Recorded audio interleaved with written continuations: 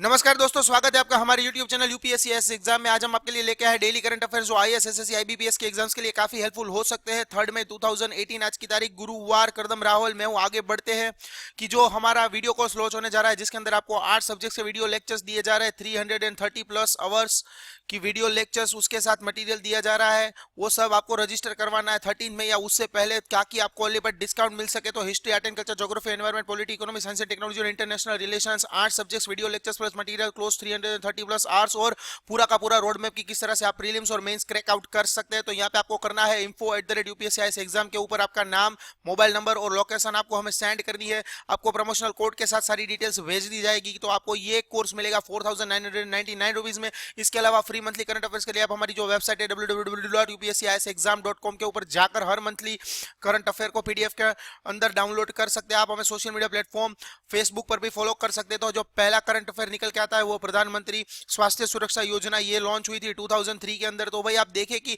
अगर किसी भी देश के अंदर हेल्थ स्कीम को सक्सेसफुली इंप्लीमेंट करना है और वहां के लोगों की जो हेल्थ कंडीशन है उनको इंप्रूव करना है, तो आपको सबसे पहले करना क्या है कि पहले तो आपको डॉक्टर्स बनाने पड़ेंगे। डॉक्टर्स बनाने के लिए भाई क्या चाहिए कि इंडिया के अंदर जो डॉक्टर प्रोड्यूसिंग इंस्टीट्यूट है, यानी कि all India institute of medical science, AIIMS की एस्टैब्लिशमेंट करनी चाहिए। तो ऐसी 20 एम्स की एस्टैब्लिशमेंट करनी है। इसके अलावा जो 73 मेडिकल कॉलेज को परमिशन मिली थी, तो ये सारी की सारी स्पॉन्सर करेगी सेंट्रल गवर्नमेंट। और यहाँ पे विजन रखा गया है 2020 तक ये सारी की सारी चीजें कंप्लीट हो जानी चाहिए। और यहाँ पे खर्चा लगेगा 14,832 करोड़ रुपए का, और सेंट्रल स्पॉन्सर स्कीम रहेगी।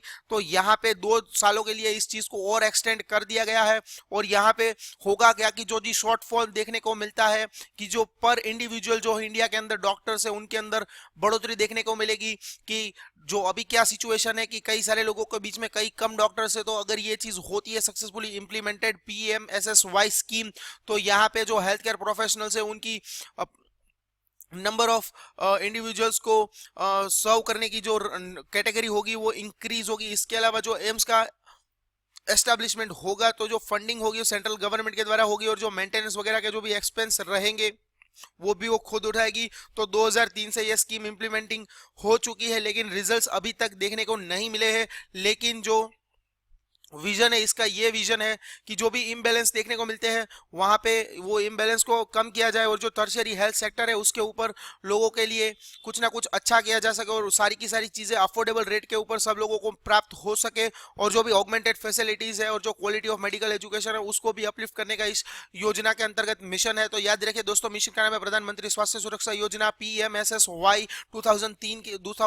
2003 यानी कि 2003 के अंदर आई थी। 20 एम्स की एस्टैब्लिशमेंट करनी और 73 मेडिकल कॉलेज की एस्टैब्लिशमेंट करनी, और जो खर्चा है वो 4,832 करोड़ रुपए का पूरा का पूरा खर्चा। सारे के सारे एक्स्ट्रा एक्सपेंसेस भी होंगे, सारे के सारे करेंगे सेंट्रल गवर्नमेंट। तो ये हो गए आज के करंट अफेयर प्रधानमंत्री स्वास्थ्य सुरक्षा योजना के ऊपर। दूसरा जो करंट अफेयर निकल के आता है वो है world most polluted city list of WHO। तो यहाँ पे वर्ल्ड हेल्थ ऑर्गेनाइजेशन ने एक डेटा रिवील किया है, जिसके अंदर की कहा गया कि भाई 20 सबसे जाने माने जो शहर होते हैं जहां पे पॉल्यूशन की मात्रा सबसे ज्यादा होती है, उसके अंदर उस टॉप 20 के अंदर भारत के 14 सिटीज है। और यहाँ पे जो लेवल है मेजर करने के, वहां पे होता है पर्टिकुलर मैटर के अंदर मेजर होते हैं। तो यहाँ पे एक मैटर होता है पीएम लेवल 10 पीएम, और एक होता है पीएम लेवल 2.5 लेवल। तो 2016 का जो डेटा निकल के आया उसके अंदर भारत के ऐसे 13 सिटीज से जो पीएम 2.5 लेवल को अचीव करते हुए थे। तो यहाँ पे अगर आप देखें कि 2.5 और 10 के अंदर अगर आप नंबर्स में देखें तो आपको लगेगा कि 2.5 है वो 2.5 है वो 10 से ज्यादा है। लेकिन जो खतरनाक चीज है वो है 2.5। तो 2.5 लेवल है, उसके अंदर होता क्या है कि सल्फेट, नाइट्रेट, ब्लैक कार्बन जैसी चीजें आपको हवा के अंदर देखने को मिलेगी। तो यहाँ पे जो रिस्क है ह्यूमन हेल्थ को वो 2.5 लेवल के ऊपर सबसे ज्यादा है। तो इंडिया क्या कहता है कि इंडिया कहता है कि भाई 2016 ने अपने डेटा दिया ठीक है, लेकिन 2017 के अंदर हमारी जो हेल्थ कंडीशंस है पॉल्यूशन से वो इतनी डेंजरस नहीं है, और हमने जो पॉल्यूशन है उसके ऊपर वर्कआउट किया है। तो जो डेटा इंडिया ने पेश किया है वो ये है कि भाई आपने कहा है कि दिल्ली के अंदर 2.5 लेवल है, 2.5 लेवल पीएम है। 2016 के अंदर वहां पे 143 माइक्रोग्राम्स पर क्यूबिक मीटर के हिसाब से आपने मेजर किया है। तो ये sixth most polluted city in the world की कैटेगरी के अंदर आता है। और जो वर्ल्ड हेल्थ ऑर्गेनाइजेशन है उसके अंदर जो global urban ambient air pollution database है उसके अंदर कानपुर है वो मोस्ट पोल्यूटेड एयर सिटी की कैटेगरी में 4,300 4300 वर्ल्ड के सिटी के अंदर सबसे पहला नंबर आता है एयर पोल्यूशन के अंदर। ऐसा पूरा का पूरा डेटा निकल के आता है जब वो मॉनिटर करते हैं एयर पोल्यूशन लेवल को 2016 के अंदर। तो यहाँ पे इससे आगे जो है, हमसे भी आगे ज्यादा पोल्यूशन वाले उसके अंदर है अली सुबह अल सलीम, कुवैत का एक सिटी है, वो सबसे ज्यादा पोल्यूटेंट सिटी माना जाता है। इसके अलावा जो कैपिटल है मंगोलिया का उलान बातार, तो ये सबसे ज्यादा पॉल्यूटेंट है। और चाइना का बॉर्डिंग जो सिटी है ये सबसे ज्यादा पॉल्यूटेंट है।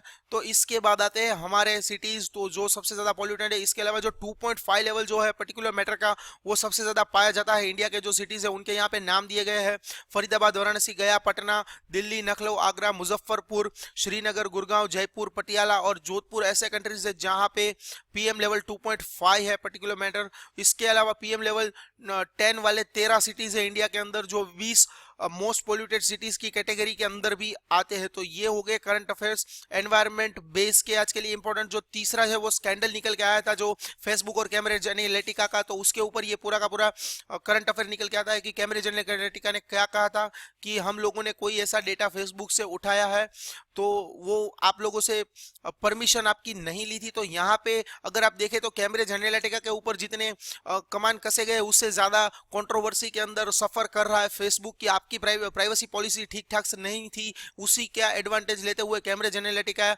जो एक यूके की बेस्ड पॉलिटिकल कंसल्टिंग फर्म है, उन्होंने डेटा ले लिया और डेटा हार्वेस्ट करने के बाद पूरा का पूरा स्कैंडल सामने आया और वहां पे 87 बिलियन फेसबुक यूजर्स का डेटा वहां पे इमीडिएटली वहां से उठा लिया गया। लेकिन कैम्ब्रिज एनालिटिका का कहना है कि हमने कोई ऐसी एक्टिविटीज नहीं की है और सबसे ज्यादा अगर चुनौतियों के सामने खड़ा है तो अभी वो फेसबुक है और जो डेटा है उसका मिसयूज हुआ है फेसबुक से सारे डेटा को चुरा के।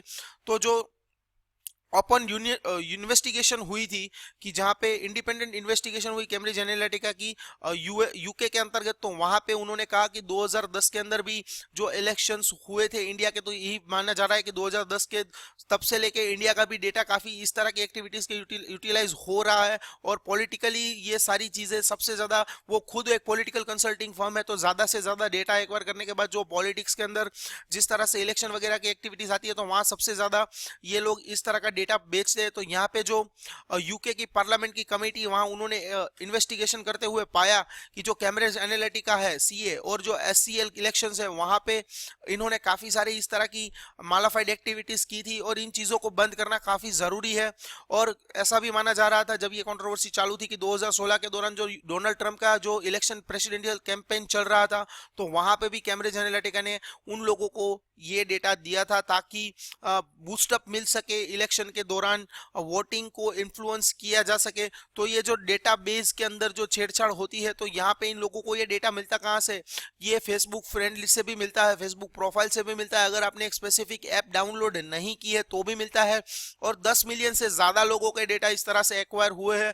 जिस तरह के ये क्वेश्चंस पूछते हैं कि पर्सनालिटी टेस्ट वगैरह के क्वेश्चंस पूछते हैं, काफी सारे उटपटांग क्वेश्चंस के ये लोग एनालाइज करने के बाद इस तरह का डेटा एक्वायर कर सकते हैं इजीली कि आपका जो टेस्ट है, आपका जो व्यू पॉइंट है, आपका विजन है वो किस तरह से, और आने वाले चुनाव के अंदर इस चीज से भी मेजर किया जा सकता है कि किस तरह से इलेक्शन और वोटिंग पैटर्न्स को किस तरह से इन्फ्लुएंस किया जा सके। उसके अंदर कैम्ब्रिज एनालिटिका एक बहुत ही बड़ा रोल प्ले करता था।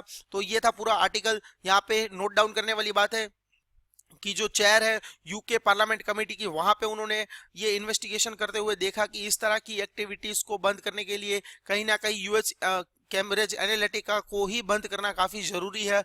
तो ये चीज अभी निकल के आई है कि कैम्ब्रिज एनालिटिका खुद बंद हो जाएगा। हो सकता है कि वहां की जो पार्लियामेंट है वहीं उनको आदेश कर दे थ्रू कोर्ट में भी कि आप ये सारी कंपनीज है उसको ही शट डाउन कर दो। तो आज के लिए इतना ही। इस वीडियो को लाइक करें, शेयर करें और हमें बताएं कि किस तरह से आपको आने वाले दिनों के अंदर क्या क्या नए वीडियोस चाहिए। तो ये ताजमहल वाला एक करंट अफेयर निकल के आया। तो यहाँ पे ताजमहल जो है वो पॉल्यूशन के कारण इसका जो कलर है वो ब्राउन और ग्रीनिश होता जा रहा है। तो यहाँ पे सुप्रीम कोर्ट ने कहा ये एक सोचने वाली बात है कि पहले ताजमहल एक तरह से एकदम व्हाइट हुआ करता था, फिर येलो और फिर ब्राउन और आप जाके ग्रीन के अंदर देखने को मिलता है। तो जो सुप्रीम कोर्ट की बेंच है जस्टिस मदन बी लाकुर और दीपक कुमार, उन्होंने कहा कि फोटोग्राफ्स हमारे पास जो आया है एनवायरमेंटल लॉयर एमसी मेहता से ओपन कोर्ट के अंदर, उसके अंदर देखा जाता है कि भाई इसका कलर है वो चेंज होता नजर आ रहा है। जो मिस्टर मेहता है और यूनेस्को वर्ल्ड हेरिटेज साइट, उन्होंने भी कहा है कि ये सिचुएशन काफी अलार्मिंग है, हमें इसके ऊपर कुछ वर्कआउट करना चाहिए। रिवर यमुना